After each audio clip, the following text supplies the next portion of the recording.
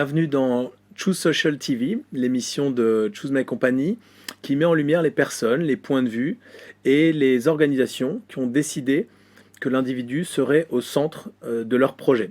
Et aujourd'hui, j'accueille Eric Albert, qui est psychiatre, fondateur de YouSide, qui est un cabinet de conseil spécialiste des mutations culturelles et des comportements. Merci mille fois, Eric, d'être là avec nous. Merci de m'accueillir, bonjour. Bonjour.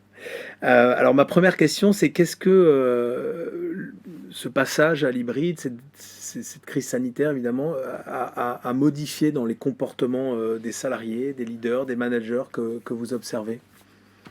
Ce que ça a surtout créé, c'est de la distance. C'est-à-dire que, alors qu'on allait au bureau tous les jours, ou on se rendait sur son lieu de travail tous les jours, on y est de moins en moins, et on a cru pendant toute une période que ce truc marchait, parce que ça a marché, ça a surpris tout le monde. Le premier confinement, c'était extraordinaire, parce que moi je travaille beaucoup avec les dirigeants, et les dirigeants se disaient, mais c'est dingue, ça marche, et ça marche mieux. Et là, il y a eu une première réaction qui était de se dire, formidable, on se passe de bureau. Et certaines entreprises ont commencé à dire ça, à dire on supprime les sièges, puisque finalement, et on a complètement perdu de vue que, en fait, ce qui marchait, c'était produire. Mais une entreprise, c'est pas seulement un lieu de production. C'est un lieu dans lequel il faut une dynamique collective, dans lequel il faut de l'intelligence collective, dans lequel on a besoin des uns des autres, dans lequel il faut du plaisir. Et le plaisir, il n'est pas dans le fait d'enfiler les réunions Teams les unes après les autres de chez soi. C'est confortable. Donc, d'une certaine façon, j'ai pas besoin, je peux rester j'ai pas besoin de chaussures, je peux rester en chaussons. Mais c'est profondément dépressogène. Voilà, vous observez justement du coup de la dépression parmi ceux qui sont pourtant hyper contents de rester chez eux. C'est quoi? C'est l'équivalent d'une drogue du coup? C'est addictif? On sait bien au début, on n'arrive pas à en sortir et on sombre? Ça peut devenir, pour certains, le travail à distance est devenu addictif parce que je vis dans un confort. Et puis, j'ai de moins en moins besoin de sortir. Et on voit bien que tous les gens un peu phobiques, qui ont du mal, ils préfèrent d'une certaine façon rester comme ça. Et quand je n'ai pas de contraintes qui m'obligent à sortir, pour certains, ça peut devenir effectivement quelque chose d'un peu addictif. Et alors, vous me disiez, du coup, un des rôles, ils sont multiples, mais du coup, de l'employeur, c'est d'arriver à faire comprendre ou à faire ressentir aux collaborateurs qui va peut-être passer à côté de certaines choses, de certains plaisirs, à ne pas venir. Il faut le culpabiliser de ne pas venir, il faut lui donner envie de venir, il doit fournir un effort finalement il faut le faire réfléchir. Pour venir. Il faut le faire réfléchir à quel est son rôle. Son rôle ne se limite pas à être producteur individuel. Et on a besoin de sa bonne humeur. Parce que dans le collectif, on a besoin de la bonne humeur des uns et des autres. On a besoin qu'il aide les autres. On a besoin qu'il forme les autres. On a besoin qu'il participe à une dynamique collective. On a besoin qu'il participe avec ses idées à de l'intelligence collective. On a besoin qu'il s'approprie, qu'il contribue à créer une ambiance. Donc, et c'est ça qui fait le plaisir. C'est pas de produire tout seul dans mon coin. Le plaisir pour lui et pour les autres. Et pour les autres, c'est la relation. Le cœur du plaisir, c'est la relation. On est avant tout des animaux sociaux. Donc, c'est fondamentalement la qualité relationnelle. Et puis, il y a autre chose qu'on a complètement raté avec... dont on avait oublié que c'était important parce que c'était une évidence, mais qui est très, très important. C'est d'une part l'informel, tous ces moments qui nourrissent la relation. Tiens, qu'est-ce que tu as fait hier soir? Oh là là, je me suis engueulé avec mon fils parce que... Tous ces petits moments qui font que ça nous alimente, ça nous nourrit. À distance, en Teams, on n'a aucun informel. Et puis, l'autre chose, c'est l'aléa. C'est-à-dire que... qu'est-ce qui va se passer au bureau d'inattendu aujourd'hui? Et qui je vais croiser, oui. que je n'avais pas du tout pensé croiser, Je prends l'escalier, ou l'ascenseur, peu importe, je tombe sur quelqu'un, je dis ah ben tiens, ça tombe bien que je te vois, Laurent, parce que justement, je suis sur tel projet, et je me disais, tu n'avais pas travaillé là-dessus, et là, il va me dire si, et là, Léa est heuristique, c'est-à-dire que ça nous permet de trouver des tas de trucs. Quand on est toute la journée devant des réunions à distance, vous voyez bien qu'il n'y a aucun aléa. Tout est prévu, tout tourne dans un même mécanisme. Donc il n'y a pas d'aléa, il n'y a pas d'informel, il n'y a pas de relation, il n'y a pas beaucoup de plaisir. Donc il y a de la dépression, potentiellement. Donc potentiellement, ça crée des Ouais. troubles, effectivement, psychiques, anxieux, dépressifs, oui, bien sûr. Et vous me parliez beaucoup aussi de l'importance de s'assurer que les nouveaux collaborateurs, quand on embauche, et c'est probablement plus difficile de le faire dans ces contextes hybrides, partagent un socle de valeurs commun aux personnes qui composent l'entreprise. Comment on s'en assure il y a l'importance de la période d'essai. Il y a une grande tendance enfin, grande tendance, je ne sais pas si elle est, mais qui consiste à supprimer la période d'essai en disant ah mais on fait confiance, venez comme vous êtes, de toute façon ça va bien se passer, etc. Puis on vous fait une grande confiance. Vous battez en brèche cette idée-là, vous dites que c'est une hérésie totale compte tenu de l'importance du fait de mieux se connaître dans ce contexte-là. Tout dépend comment on conçoit l'entreprise. Si on conçoit l'entreprise comme un lieu dans lequel les gens, on va leur donner beaucoup d'espace, beaucoup de liberté, beaucoup de capacité à contribuer, on va réduire au maximum les niveaux hiérarchiques parce que on veut des gens qui prennent de l'initiative, qui s'épanouissent. Dans ce cas-là, on a absolument besoin d'être sûr qu'on peut leur faire confiance et qu'on partage un même socle de valeurs.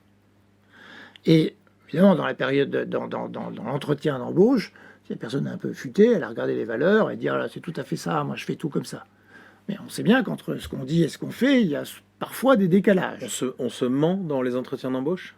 Là, si on prend une métaphore amoureuse. C'est un premier date où tout le monde est beau. Si on prend la métaphore amoureuse, vous avez la période d'embauche, c'est la séduction. Et on sait bien que dans la séduction, on ne se montre pas tel qu'on est. On se montre, on s'améliore un peu pour séduire. Puis ensuite, il y a le début de la cohabitation. Et là, on peut s'apercevoir que on avait beau être séduit, on n'arrive pas à vivre ensemble. Donc ça, c'est la période d'essai. Et il faut pouvoir se dire, on n'arrive pas à vivre ensemble. Et puis après, il y a l'engagement, plus dans la durée, qui fait que...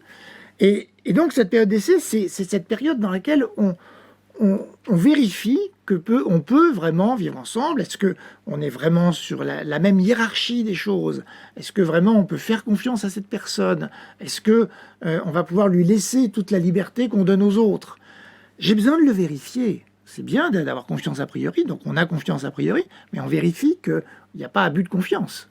Donc, a priori, il faut bien regarder, et la période d'essai permet de vérifier ça.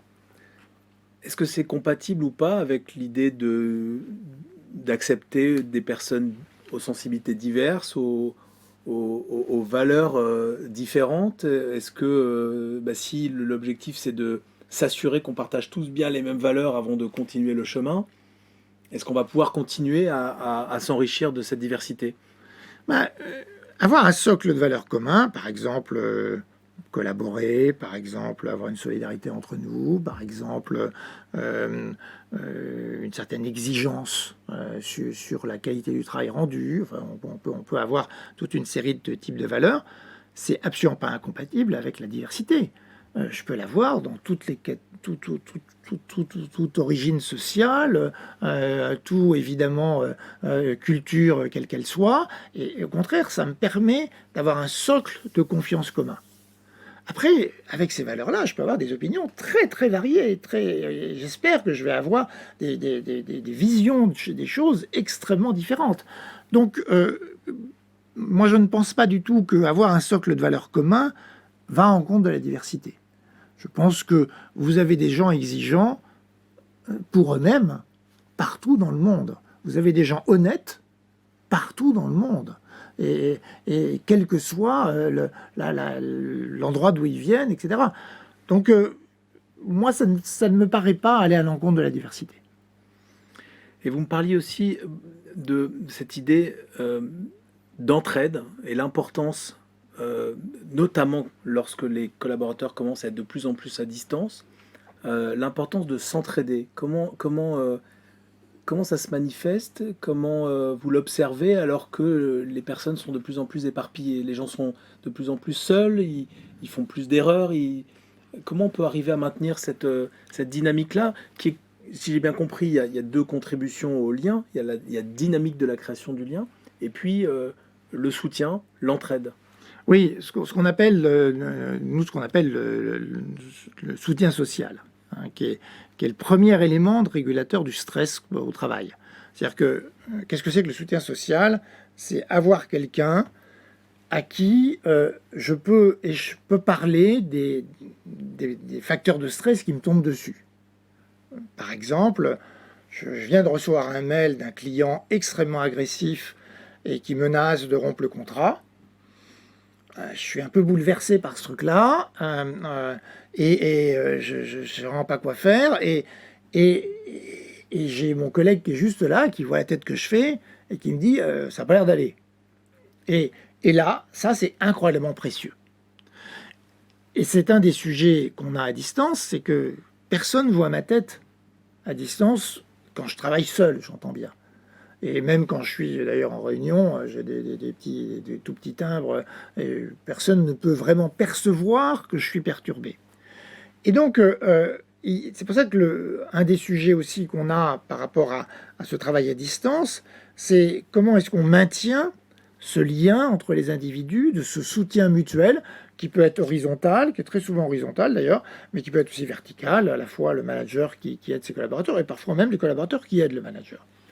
Donc, c'est un sujet absolument essentiel et qui est aussi une autre des raisons qui permet de faire comprendre aux collaborateurs que vivre une aventure ensemble, c'est avoir du lien entre nous dans notre capacité à le vivre.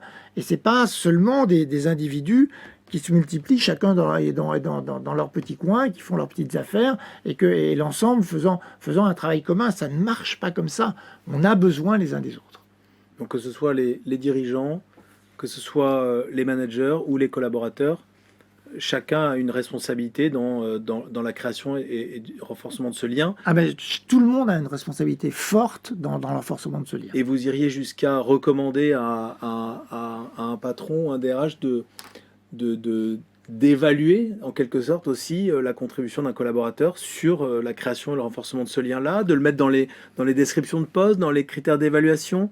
Est-ce qu'on peut aller jusque-là ou est-ce que ça serait perturbant pour un collaborateur? Non, dans certaines entreprises, des entreprises qui ont énormément travaillé sur la dynamique collective, sur le jeu collectif, l'entreprise qui a le plus travaillé là-dessus, qui a un cas bien connu qui s'appelle Gore-Tex, Gore, qui fait le Gore-Tex, qu'on considère qu'on évalue quelqu'un que par rapport à sa contribution au collectif. Et elle n'est évaluée que par les autres sur sa contribution au collectif. Donc il y a des entreprises qui fonctionnent comme ça. Il y en a qui